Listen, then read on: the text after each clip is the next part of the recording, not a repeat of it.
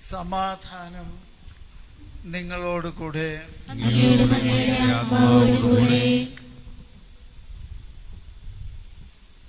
വിശുദ്ധ പൗലോസ്ലീഹ റോമാക്കാർക്ക് എഴുതിയ ലേഖനം അധ്യായം 8 1 മുതൽ ഉള്ള തിരുവചനങ്ങൾ 16 വരെയുള്ള തിരുവചനങ്ങൾ. ആകയാൽ ഇപ്പോൾ യേശു ക്രിസ്തുവിനോട് ഐക്യപ്പെട്ടിരിക്കുന്നവർക്ക് ശിക്ഷാവിധിയില്ല. എന്തെന്നാൽ യേശു ക്രിസ്തുവിലുള്ള ജീവാത്മാവിൻ്റെ നിയമം നിന്നെ പാപത്തിൻ്റെയും മരണത്തിൻ്റെയും നിയമത്തിൽ നിന്ന് സ്വതന്ത്രനാക്കിയിരിക്കുന്നു. ശരീരത്താൽ ബലഹീനമാക്കപ്പെട്ട നിയമത്തിന് അസാധ്യമായത് ദൈവം ചെയ്തു. അവിടുന്ന് തൻ്റെ പുത്രനെ പാപ പരിഹാരത്തിന് വേണ്ടി പാപകരമായ ശരീരത്തിൻ്റെ സാദൃശ്യത്തിൽ അയച്ചുകൊണ്ട് പാപത്തിന് ശരീരത്തിൽ ശിക്ഷ വിധിച്ചു. ഇത് ശരീരത്തിൻ്റെ പ്രവണതകൾക്കനുസരിച്ച് ജീവിക്കാതെ ആത്മാവിൻ്റെ പ്രചോദനമനുസരിച്ച് ജീവിക്കുന്ന നമ്മിൽ നിയമത്തിൻ്റെ അനുശാസനം സഫലമാകുന്നതിന് വേണ്ടിയാണ്. എന്തെന്നാൽ ജഡികമായി ജീവിക്കുന്നവർ ജഡിക കാര്യങ്ങളിൽ മനസ്സുവയ്ക്കുന്നു, ആത്മീയമായി ജീവിക്കുന്നവരാകട്ടെ ആത്മീയ കാര്യങ്ങളിൽ മനസ്സുവയ്ക്കുന്നു. ജഡിക അഭിലാഷങ്ങൾ മരണത്തിലേക്ക് നയിക്കുന്നു, ആത്മീയ അഭിലാഷങ്ങൾ ജീവനിലേക്കും സമാധാനത്തിലേക്കും. ജഡിക താല്പര്യങ്ങളിൽ മുഴുകിയിരിക്കുന്ന മനസ്സ് ദൈവത്തിൻ്റെ ശത്രുവാണ്. അത് ദൈവത്തിൻ്റെ നിയമത്തിന് കീഴ്പ്പെടുന്നില്ല, കീഴ്പ്പെടാൻ അതിന് സാധിക്കുകയുമില്ല. ജഡിക പ്രവണതകളനുസരിച്ച് ജീവിക്കുന്നവർക്ക് ദൈവത്തെ പ്രസാദിപ്പിക്കുക സാധ്യമല്ല. ദൈവത്തിൻ്റെ ആത്മാവ് യഥാർത്ഥമായി നിങ്ങളിൽ വസിക്കുന്നെങ്കിൽ നിങ്ങൾ ജഡികരല്ല, ആത്മീയരാണ്. ക്രിസ്തുവിൻ്റെ ആത്മാവില്ലാത്തവൻ ക്രിസ്തുവിനുള്ളവനല്ല. എന്നാൽ നിങ്ങളുടെ ശരീരം പാപം നിമിത്തം മൃതമാണെങ്കിലും ക്രിസ്തു നിങ്ങളിലുണ്ടെങ്കിൽ നിങ്ങളുടെ ആത്മാവ് നീതി നിമിത്തം ജീവനുള്ളതായിരിക്കും. യേശുക്രിസ്തുവിനെ മരിച്ചവരിൽ നിന്ന് ഉയിർപ്പിച്ചവൻ്റെ ആത്മാവ് നിങ്ങളിൽ വസിക്കുന്നുണ്ടെങ്കിൽ യേശുക്രിസ്തുവിനെ ഉയിർപ്പിച്ചവൻ നിങ്ങളുടെ മർത്യശരീരങ്ങൾക്കും നിങ്ങളിൽ വസിക്കുന്ന തൻ്റെ ആത്മാവിനാൽ ജീവൻ പ്രദാനം ചെയ്യും. ആകയാൽ സഹോദരരെ, ജഡിക പ്രവണതകൾ അനുസരിച്ച് ജീവിക്കാൻ നാം ജഡത്തിന് കടപ്പെട്ടവരല്ല. ജഡികരായി ജീവിക്കുന്നെങ്കിൽ നിങ്ങൾ തീർച്ചയായും മരിക്കും. എന്നാൽ ശരീരത്തിൻ്റെ പ്രവണതകളെ ആത്മാവിനാൽ നിഹനിക്കുന്നെങ്കിൽ നിങ്ങൾ ജീവിക്കും.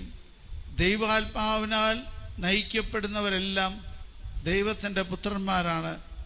നിങ്ങളെ വീണ്ടും ഭയത്തിലേക്ക് നയിക്കുന്ന അടിമത്തത്തിൻ്റെ ആത്മാവിനെ അല്ല, മറിച്ച് പുത്രസ്വീകാര്യത്തിൻ്റെ ആത്മാവിനെയാണ് നിങ്ങൾ കൈക്കൊണ്ടിരിക്കുന്നത്. ഈ ആത്മാവ് മൂലമാണ് നാം ആബാ, പിതാവേ എന്ന് വിളിക്കുന്നത്. നാം ദൈവത്തിൻ്റെ മക്കളാണെന്ന് ഈ ആത്മാവ് നമ്മുടെ ആത്മാവിനോട് ചേർന്ന് സാക്ഷ്യം നൽകുന്നു. നാം മക്കളെങ്കിൽ അവകാശികളുമാണ്, ദൈവത്തിൻ്റെ അവകാശികളും ക്രിസ്തുവിൻ്റെ കൂട്ടവകാശികളും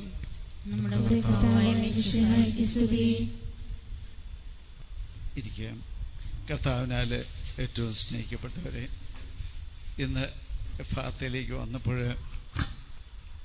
ആദ്യമേ ബൈബിൾ തുറന്നപ്പോൾ കിട്ടിയ തിരുവചനം അങ്ങ് വായിച്ചതാണ്. നമുക്കറിയാം, ഓരോ മാസത്തിലും യേശുവിൻ്റെ സ്നേഹത്തിൽ പങ്കാളികളായി ചേർന്നുകൊണ്ട് നമ്മളുടെ ജീവിതം യേശുക്രിസ്തുവിന് സമർപ്പിക്കാൻ ആഗ്രഹിച്ചുകൊണ്ടുള്ള ഒരു പരിശ്രമമാണ് നമ്മൾ ഇവിടെ നടത്തുക. നമുക്കറിയാം, നമ്മളൊക്കെ ശരീരത്തോടു കൂടിയാണ് ഈ ലോകത്തിൽ വന്നത്. പക്ഷെ ഈ ശരീരം നമ്മൾ കുറച്ചു കാലം കഴിയുമ്പോൾ നമ്മൾ ഉപേക്ഷിക്കും. എന്നിട്ട് നമ്മൾ ആത്മാവ് ദൈവസന്നിധിയിലേക്ക് പോകും. ഈ ആത്മാവിൻ്റെ ശക്തി നമ്മൾ പലപ്പോഴും തിരിച്ചറിയുന്നില്ല. ദൈവം നമ്മുടെ കൂടെ എപ്പോഴും നടക്കാൻ ഇഷ്ടപ്പെടുന്നതാണെന്ന് നമുക്കറിയാം.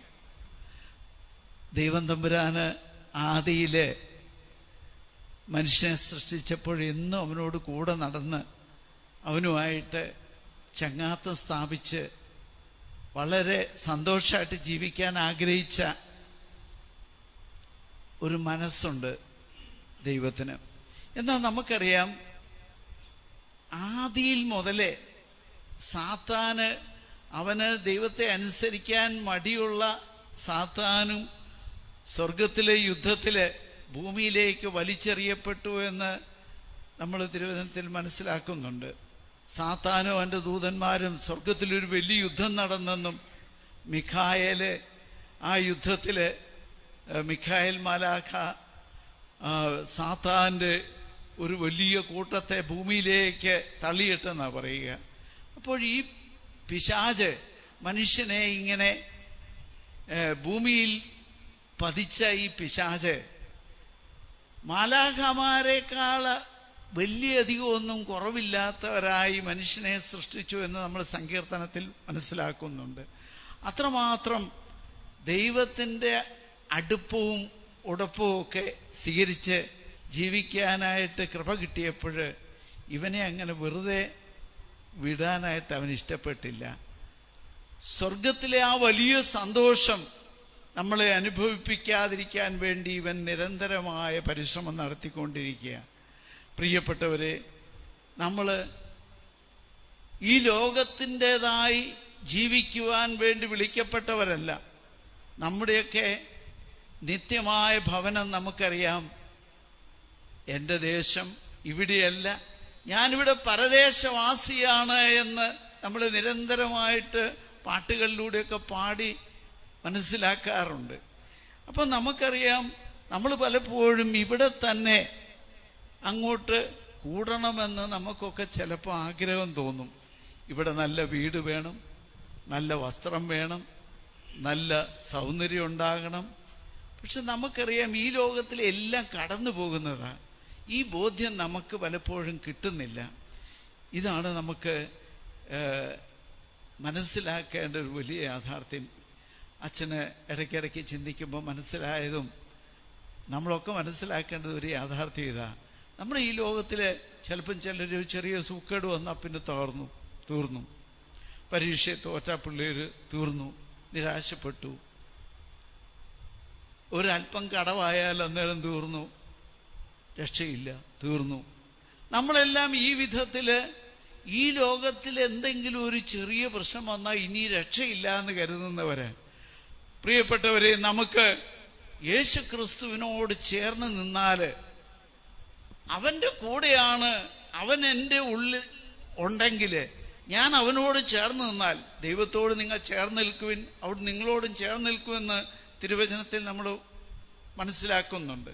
അപ്പം ദൈവത്തോട് ചേർന്ന് ജീവിക്കാൻ പഠിച്ചാൽ നമ്മുടെ വില നമ്മൾ തിരിച്ചറിയും. നമ്മൾ പലപ്പോഴും ഈ ലോകത്ത് ജീവിക്കും, നമുക്ക് നമ്മുടെ വില അറിയത്തില്ല.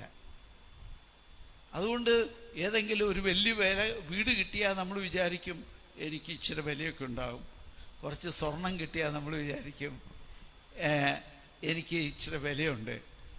അല്ലെങ്കിൽ ഒരു ഡിഗ്രി കിട്ടിയാൽ നമ്മൾ വിചാരിക്കും എനിക്ക് കുറച്ച് വിലയുണ്ട്.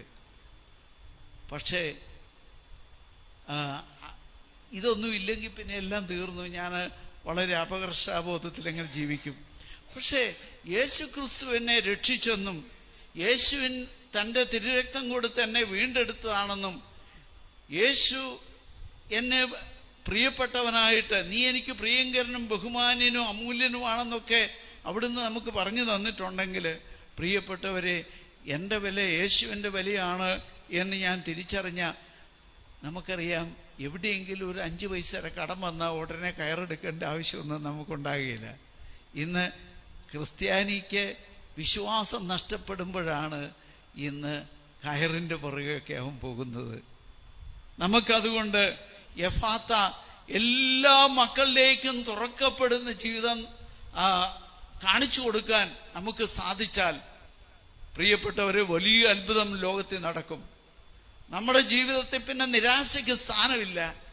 എപ്പോഴും സന്തോഷിക്കാൻ നമുക്ക് സാധിക്കും. രോഗം വന്നോട്ടെ, പ്രൈസ് ദി ലോർഡ്. വിജയം വന്നോട്ടെ, പ്രൈസ് ദി ലോർഡ്.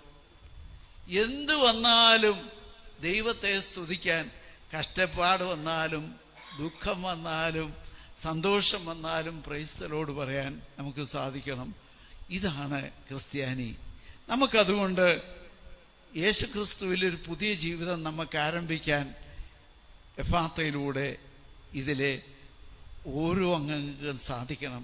നമ്മൾ ചിലപ്പോൾ എന്നാ ഒന്ന് കിട്ടിക്കഴിയുമ്പം എല്ലാം സന്തോഷമായി, പക്ഷെ ഒരു ദിവസം കിട്ടാതെ വന്നാൽ തീർന്നു. ചിലപ്പോൾ നമുക്കറിയാം തമ്പുരാൻ നമ്മൾ വളർന്നൊന്നറിയാൻ വേണ്ടി അഗ്നിപരീക്ഷകൾ ഉണ്ടാകുമ്പോൾ നമ്മൾ കണ്ടമാനം കിടന്ന് തളർന്നു പോകരുത്. ഇത് എന്തിനാ? ചിലപ്പോൾ രോഗം, പ്രാർത്ഥിച്ചിട്ട് രോഗം മാറുന്നില്ല, മരുന്ന് കഴിച്ചിട്ട് മാറുന്നില്ല. പ്രിയപ്പെട്ടവരെ, ചിലപ്പോൾ ഇതിന് ദൈവത്തിന് പദ്ധതിയുണ്ട്. എന്താ? നിന്നെ ദൈവം തിരഞ്ഞെടുത്തുയർത്താൻ പോവുക. അനേകർക്ക് നിന്റെ സഹനത്തിലൂടെ അവരുടെ നിത്യശാപത്തിൽ നിന്ന് രക്ഷ കൊടുക്കാൻ ദൈവം ആഗ്രഹിക്കുന്നു. അപ്പോൾ എൻ്റെ സഹനത്തിന് ദൈവസന്നിധി വിലയുണ്ടെന്ന് തിരിച്ചറിയാൻ സാധിച്ചാൽ പ്രൈസ് ദി ലോർഡ് പറയാൻ സാധിക്കും. വേദന, നടുവേദന, പ്രൈസ് ദി ലോർഡ്. സ്റ്റെപ്പ് കയറാൻ വിഷമം, പ്രൈസ് ദി ലോർഡ് പറഞ്ഞുകൊണ്ട് സ്റ്റെപ്പ് ഒന്ന് കയറി നോക്കിക്കേ. പ്രിയപ്പെട്ടവരെ, ഇങ്ങനെ ഓരോ അവസരത്തിലും ദൈവത്തെ സ്തുതിക്കുന്ന, മഹത്വപ്പെടുത്തുന്ന ഒരു ജീവിതം യേശുക്രിസ്തുവിനോട് ഐക്യപ്പെട്ട് ജീവിക്കാനായിട്ട് എഫാത്ത കുടുംബത്തിലെ ഓരോ അംഗങ്ങൾക്കും ലോകത്തിലുള്ള സകല ജനത്തിനും സാധിക്കണം. നമ്മുടെ ഈ ശുശ്രൂഷയിലൂടെ വചനം കേൾക്കുക മാത്രം ചെയ്യുന്ന ആളുകളെ യാക്കോബ് പറയുന്നത് ആത്മവഞ്ചകരെന്നാണ്. അത് അനുവർത്തിക്കാനും കൂടെ നമുക്ക് സാധിക്കണം. വചനം കേൾക്കുക മാത്രം ചെയ്യുന്ന ആത്മവഞ്ചകരാകാതെ അത് അനുവർത്തിച്ച് ജീവിക്കുന്ന വ്യക്തികളായിട്ട് മാറണം. നമുക്കതിന് സാധിക്കട്ടെ. നമുക്ക് പ്രത്യേകമായിട്ട് പ്രാർത്ഥിക്കണം. നമ്മൾ ഓരോ ദിവസവും യേശുക്രിസ്തുവിനോട് ഐക്യപ്പെട്ട് ജീവിക്കുന്ന വ്യക്തികളാകണം. നമുക്ക് ജീവിതത്തെ ഒരു ക്രിസ്ത്യാനിയോട് പറയുന്നത് സന്തോഷിക്കുവിൻ, എപ്പോഴും സന്തോഷിക്കുവിൻ. നമുക്ക് ക്രിസ്ത്യാനിക്ക് ദുഃഖം ഉണ്ടാകാൻ പാടില്ല എന്ന് ഞാൻ പറയുക. ഒരു നേരം ഭക്ഷണം കഴിച്ചില്ലെങ്കിൽ അയ്യോ തീർന്നു. പക്ഷേ അന്നു വേണ്ട ആഹാരം ഇന്ന് തരണമെന്ന് നമ്മൾ പറയുമ്പോൾ ഈ ഭൗതികമായ ആഹാരത്തിന് വേണ്ടി മാത്രമാണ് പലരും കിടന്ന് കഷ്ടപ്പെടുന്നത്. ചില വീടുകളിലെല്ലാം ഇന്ന് നിത്യതയ്ക്ക് വേണ്ടിയുള്ള ആഹാരം വളരെ കുറച്ച് കഴിക്കുന്നവരെ കണ്ടിട്ടുണ്ട്. എന്ന് വെച്ച് കഴിഞ്ഞാൽ പ്രാർത്ഥനയില്ലെന്നാകുക. കുടുംബങ്ങളിലൊക്കെ നമ്മൾ കാണുന്നൊരു വലിയ രഹസ്യമല്ലേ മക്കളെ? അത് നമ്മൾ ഓർക്കണം. ഈ എന്തെങ്കിലും ഉപേക്ഷിക്കാൻ പറ്റുന്നുണ്ടെങ്കിൽ, വീട്ടിൽ വിരുന്നുകാർ വന്നു കോഴിക്കറിയൊക്കെ ഉണ്ടാക്കി, പക്ഷേ കർത്താവിൻ്റെ മാലാഖ ചൊല്ലി അല്ലെങ്കിൽ കൊന്ത നമസ്കാരം പോലും നടത്താതെ ഉപേക്ഷിക്കുന്ന ആളുകൾ. അതുകൊണ്ട് നിത്യത, ദൈവം തരുന്ന അന്നു വേണ്ട ആഹാരം, ഭൗതികമായ ഭക്ഷണം മാത്രം ലോകത്തിലെ മക്കൾക്കും നമ്മുടെ വീട്ടിലെ വരുന്നവർക്കും വെച്ചു വിളമ്പിയിട്ട് മറ്റുള്ളവർക്ക് പ്രാർത്ഥന കൊടുക്കാതിരിക്കുക. ഓരോ ദിവസവും വിശുദ്ധ കുർബാന. ഇന്നിവിടെ ഒരു സഹോദരൻ പങ്കുവെച്ചപ്പം നമ്മുടെ പറഞ്ഞു, ഞാൻ യേശു ക്രിസ്തുവിനെ അറിഞ്ഞ ശേഷം 7 വർഷമായി ഇതുവരെ എനിക്ക് ദിവ്യബലി മുടക്കേണ്ടി വന്നിട്ടില്ല, പനിയുണ്ടായിട്ടും. Praise the Lord. അങ്ങനെയുള്ള ദൈവമക്കളൊക്കെ നമുക്കുണ്ടാകണം. ഓരോ ദിവസവും ദൈവത്തിൻ്റെ വചനം കേൾക്കാനും യേശു ക്രിസ്തുവിനെ എന്നും ഓരോ ദിവസത്തേക്കാണ് ദൈവം തരുള്ളൂ. അല്ലെങ്കിൽ ഞാൻ ഇന്നങ്ങ് പ്രാർത്ഥിച്ചു ഒറ്റയാഴ്ച ഒരു ബിരിയാണി കഴിച്ചേച്ച് പിന്നെ ഒരാഴ്ചത്തേനൊന്നും കഴിക്കുന്നില്ലെന്ന് വെക്കരുത്. നമുക്ക് ദൈവം അന്ന് ഒരു ദിവസം മാത്രമേ നമുക്ക് തന്നിട്ടുള്ളൂ. അന്ന് വളരെ മനോഹരമായിട്ട് ജീവിക്കാൻ നോക്കുക. ആ ദിവസം, ഇന്ന് തന്ന ഈ ദിവസം ദൈവത്തിന് വേണ്ടി ജീവിച്ചാൽ മതി സ്വർഗത്തിൽ പോകാൻ. അന്നന്ന് വേണ്ട ക്ലേശങ്ങൾ അന്ന് മാത്രം സ്വീകരിക്കുക. പിന്നീട് നാളത്തെക്കുറിച്ച് ആകുലപ്പെട്ടുകൊണ്ട് ജീവിതം നശിപ്പിക്കുന്നവരാകാതെ ഓരോ ദിവസവും യേശു ക്രിസ്തുവിനോട് ഐക്യപ്പെട്ട് വിശുദ്ധ ജീവിതം നയിക്കുന്നവരാകാൻ നമുക്ക് പരിശ്രമിക്കാം. നമ്മുടെ ജീവിതത്തെ മുഴുവൻ ദൈവത്തിന് സമർപ്പിച്ചുകൊണ്ട് നമുക്ക് ഈ ദിവസം യേശുവിൻ്റെ സന്നിധിയിലേക്ക് നമുക്ക് സമർപ്പിക്കാം.